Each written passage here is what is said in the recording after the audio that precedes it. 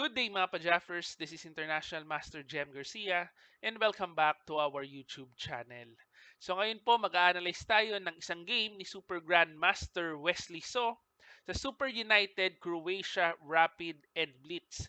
Ito po yung round number 14 game niya kay Super Grandmaster Fabiano Caruana na napapansin ko lately si Wesley medyo sinusuki ni Caruana, no? Kasi yung rapid game nila talo po siya sa Blitz game, talo na naman siya. Titingnan natin ngayon kung makakabawi siya sa round number 14. Ayan, so dito po white si Caruana and black si Wesley. Punta tayo sa ating game at hopefully meron tayong matutunan. So ito po nag-start with C4, E5, and then D3. Ayan ang kakaibang style ni Caruana dito sa tournament, no? So kung mapapansin nyo, ito po ay reversed Sicilian. Kung imagine nyo na lang, no, si Wesley white po dito, E4 and then C5, tapos may extra move pa siyang D6. So, alam niyo naman ang Sicilian, atakehan po yan. Kapag meron ka extra move, crucial po yan, eh, no? So, nag Knight F6, Knight F3, and then pagka Knight C6, nag A3. At dito kailangan maingat si Wesley kapag nag D5 siya, capture, capture, merong mga ideas na E4, ang kakalabasan po ay reversed Najdorf. Yan po ang Najdorf variation and merong extra move yung white dito. So ito siguro yung parang gustong gawin ni Caruana, reverse Najdorf. Pero si Wesley, maingat po yan. Expected niya na yan. Nag G6 lang. Yun. Fianchetto lang. So nag E3, Bishop G7, Bishop E2. Ito po ang setup ng classical Sicilian naman. So pagka nag D5 ka ulit yan, transposition sa classical Sicilian. So dito ang ginawa ni Wesley E4. Ito ang plano niyang pagbasag sa center. Pagka-capture, capture, open ang bishop. So, feel ko naghanda si Wesley kasi yung mga previous games ni Caruana, ganito rin po ang idea niya, no? Yung nagsisicilian siya pero merong extra tempo. So, ayan, pagka-capture ng Queen C2, Queen E7, and then dito makikita natin medyo kakaiba yung pag-develop ng pyesa ni Caruana. Nag-Rook A2. Kakaiba talaga, oh. Hindi nag-castling, hindi nag-develop ng knight, hindi nag-develop ng bishop, yung rook ang dinevelop. So nag-isip siya dyan around 30 seconds, sabay rook A2, D6, and B4. Ayun po ang idea ni Caruana, umiwas lang dun sa bishop and then it's a challenge nung kanyang dark squared bishop. And so bishop F5, merong mga discovered attack, no? So with the knight G3 idea, so bishop D3 lang muna, castling, castling, and then rook F E8. So dito po sa posisyon na ito, kung titingnan natin yung mga pyesa, parang mas pogi yung pyesa ni Wesley kasi mga natural development lang po ng pieces ang ginawa niya.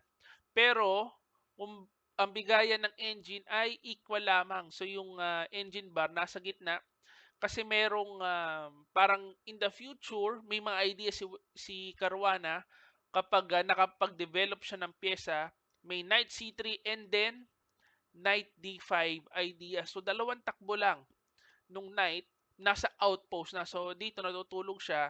Pagka medyo babagal-bagal ang kilos ni Wesley, naka-develop itong knight, patay siya dyan. Ang lakas po ng talo ng knight sa D5 eh. So dito nag-bishop B2, capture, capture, and then A5. Kaya dito mabilis ang kilos ng pyesa ni Wesley. So halimbawa, balik lang natin, pagka medyo mabagal-bagal siya, rook D8, makakapag knight C3 na, makakatalo na po sa D5, so mapepers ang kumapture, and then, pagka nagkapalitan ng pyesa, ang uwi na naman yan sa tabla. Ayan, so ito malamang mapapalit din ito. So pwedeng kainin, pwedeng i-atras Queen E4 lang muna, pagka-capture, capture doon, mauwi po sa equal position. Ayan. So dito, mabilis ang kilos ni Wesley, A5 kagad. Atake dito, pag kumapture dyan, open file yung rook. So nag B5, knight E5, at dito po ang critical position. So dito kasi nag-blunder na po si Caruana eh. Yung blunder niya, malupit, nag-knight D4 siya, double question mark. Angat ang engine evaluation. Ang tamang tira po dito is kain lang yung knight. Ayan, kain lang yung knight. Pagkakain, marami pong pwedeng gawin ng puti. So, halimbawa, pwedeng mag rook C1. Although ito po, hindi na po ito ang engine na move, no? Rook C1 with the idea of knight C3 yun. Simple lang ang idea para magkakapalitan lang ang pyesa. So, halimbawa, mag B6, knight C3, pagka-capture, kakapture rin dito. Ayan, so pwede mong kainin kagad, pwede ring knight A4 muna para may threat sa rook sa B2. Pagka rook B1, capture, capture, and around equal position. Merong konting kalamangan kasi sabi ng engine pwedeng gumawa ng mga attacking ideas yung black, pero yan po, napakaliit na lang po yan. Malamang po yan sa tabla, no? Kasi equal position lang. O kaya pwede rin yung engine move which is rook E1. Ayan, papakita ko lang ang engine variation. Pagka C6, F3, knight C5 capture, and then GF5 with around equal position na naman. Ayan ang bigay ng engine. So equal position lang kahit double pawn kasi magkiking H8 yan mamaya.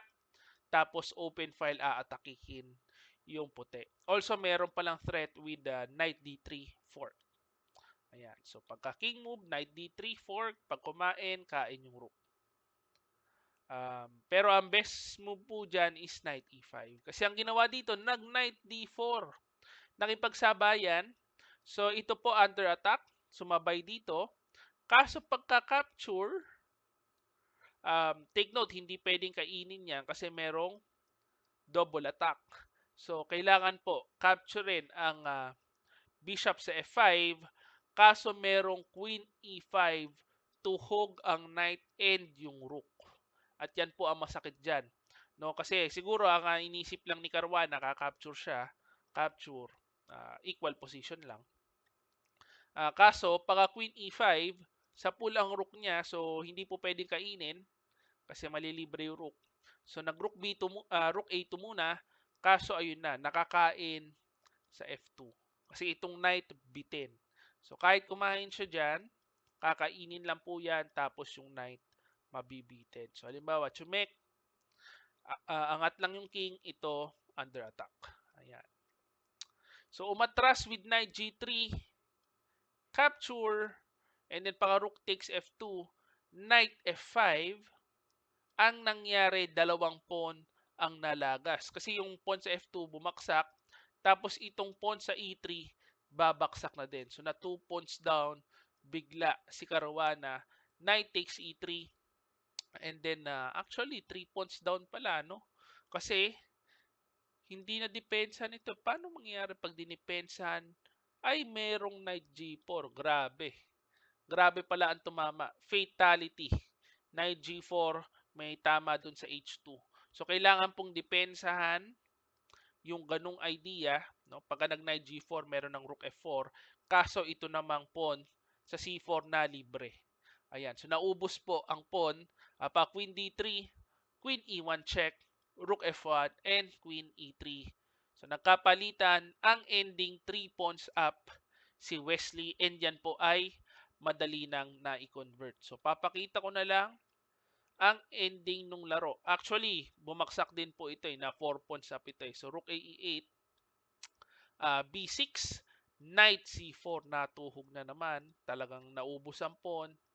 Knight takes B6, and dito po, konting moves pa. Rook C5, King F2, medyo umaasa pa dito, H5, H3, King G7, Rook C2, Rook E5, Rook C1, and then G5.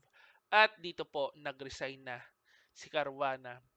So medyo mahaba-habang pagsuki ni Caruana, natapos na. Ayan. So naisoli na ni Super Grandmaster Wesley So ang suki card. And nakabawi siya kay Caruana. Although unfortunately, hindi na po mahabol kasi alam ko mga ang laki po na lamang eh, almost 5 points po ang lamang. And i-check ko mamaya, alam ko record yung ginawa ni Caruana, highest ever score sa ganitong event, no, yung rapid muna tapos blitz na beat niya yung score ni Magnus. 26 and a half ang score ni Magnus. Parang in-score ni Caruana dito 27. I-check ko po mamaya. Si papakita ko lang yung naging final standings. Caruana number 1 and si Wesley tied second with the MVL and Alireza Firuja. So tumataking ting na 25,000 US dollars. Ayan po ang na prize money nila. Ayan. So ito po ang ating game for today. Hopefully na-enjoy nyo po and sana meron tayong natutunan. At kung na-enjoy nyo, please like this video and subscribe to our YouTube channel. This is International Master Jem Garcia. See you again next video. Bye-bye.